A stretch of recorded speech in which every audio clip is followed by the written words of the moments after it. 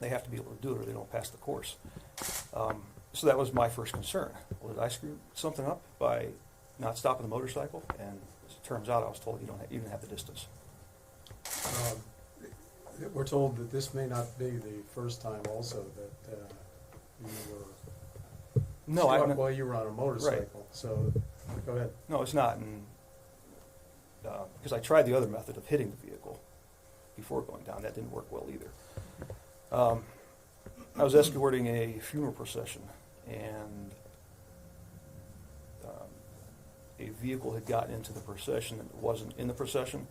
Turned out she was lost, and I was passing by the procession to get back up front on the motorcycle, and out of the blue, all I remember seeing is her taillights for a split second. She tapped her brakes just to slow down to be able to quickly turn left into a driveway in front of me. And once again, I was right there, had no room to stop, and the bike didn't lay down at that point, and I smacked right into the left side of Toyota's Highlander. What year was that? July 2017. So, will you get on a bike again? Well, Should ask her. this bike was my sergeant's bike, so I'm gonna have to give him some time to cool down.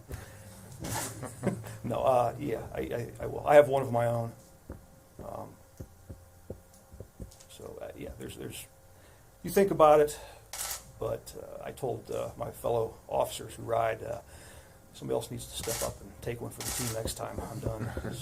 So yeah, I'll be around. In both of these incidents, you have lights on, you have a funeral procession in here, and these people are still kind of unaware. Just a normal biker might just have a headlight.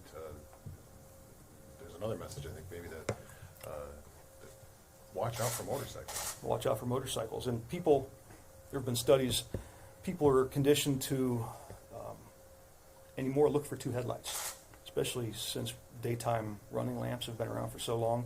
People just look to see if anything's coming. They see these daytime running lamps, and it's two headlights. People see one headlight and it doesn't register sometimes. Same thing with bicycles. Bicycles are on the road anymore, and bicyclists are always getting hit. It's just the nature of the beast, I guess. What would you say? What would you tell people about it?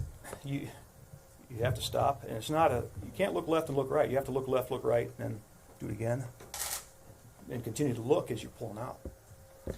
In this case, though, you also had your blue lights on. You had your emergency lights on. Yes. So, looking for a motorcycle or a car is one thing, but it's again, witnesses we talked to say, in their mind, it would have been impossible not to have seen you because of those lights. I mean, that's a whole different ballgame looking at that. The motorcycle's small, but it lights up well. We have a lot of lights, especially 9:30 at night. It's dark out, and it's like a ball of light coming down the road with the lights on. What about getting justice and the fact that this woman had her granddaughter in the vehicle too? There's another element to this, and as Right. an officer. And as an 11-year-old, you don't have a choice whose car you get into. That's the sad part. So for her sake, I'm glad.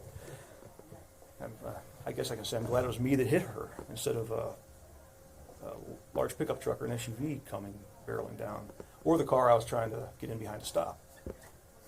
That could have been worse.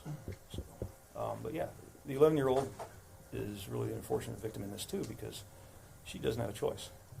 Grandma wants to take her home, she gets in the car with Grandma. So, Do you have a lot of anger towards this person when this happens? All of the no, what you have to go through? no. I mean, just like 2 summers ago, I lost a summer. I'll sit around the house a while. Hopefully, it won't be that long.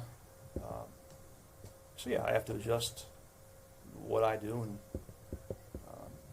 things going on in my life, but I'll get over it. There's no anger. Is that why you're speaking today, to get the word out? People be aware of motorcycles? You have to be aware of motorcycles. And it's a two-way road, because it's not just drivers pulling out, it's motorcycles themselves.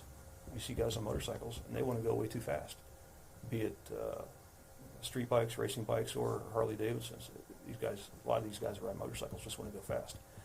And what they don't realize is that they're going to need to stop, because people can't judge the speed of a motorcycle as easy as you can judge the speed of a car. So those are all issues. How long have you been riding with Akron Police? Since 2009. And you said you had a bike at home? I do. What kind of, how long have you been riding overall, and what kind of bike do you have at home? I have a 2013 Road King at home. I actually started riding about 11 months before I was put on the police motorcycle unit. So basically my riding experience and training came from the police motorcycle unit. We've done some stories about Police Memorial Week. Does this take on added meaning, giving your close call? Oh yeah, it does. And I thought of that the other day. I was watching the news and saw some of the ceremonies going on. So yeah. Do you have, if it's not too personal, married kids or? Married with 4 kids. 4 kids. Can you put that into perspective, that someone's poor choices put your family in a situation where you could have been more seriously injured or even killed, and what this woman did to your family so that it gets the message out about drunk driving, not just motorcycle safety? Right. It's all about your choices. And nobody intentionally did anything to me or my family, but it happens. You make a choice to drink, okay? Then you need to know you can't be out and about. You make a second choice to get behind the wheel of a car. You make a third choice to take your granddaughter. Then you make a choice to come up to a stop sign and pull out. And those are her choices. And she wasn't making her choices intending to hurt somebody, but she was apparently impaired and just made poor choices because of that. Mrs. McKeel, would you be willing to talk to us about like what this is? Just give us a couple comments about how it impacted you or anything like that. Would you mind doing it by the mic? Yes or no? You don't have to. It's up to you, just to kind of hear what, from the wife's perspective, because the wife's the most important person, right? You want to up or? No, you can stay where Just you're from at. the perspective of what this has done, what this has put you through.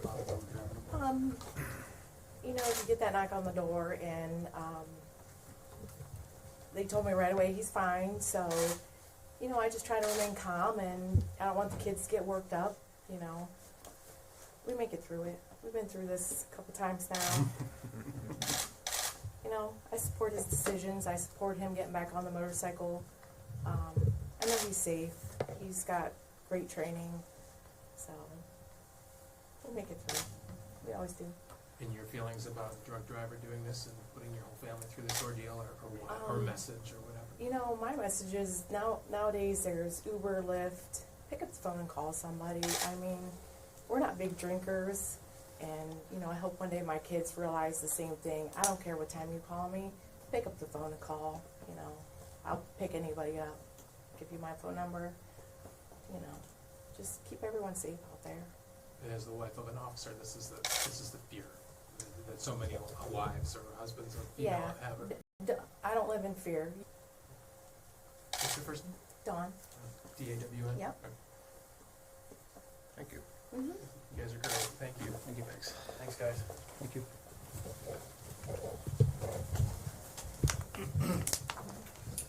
What's next for you then? Like, how much time off? I don't know. This was the highlight of my day. 10:15. I don't know what else I'm going to do.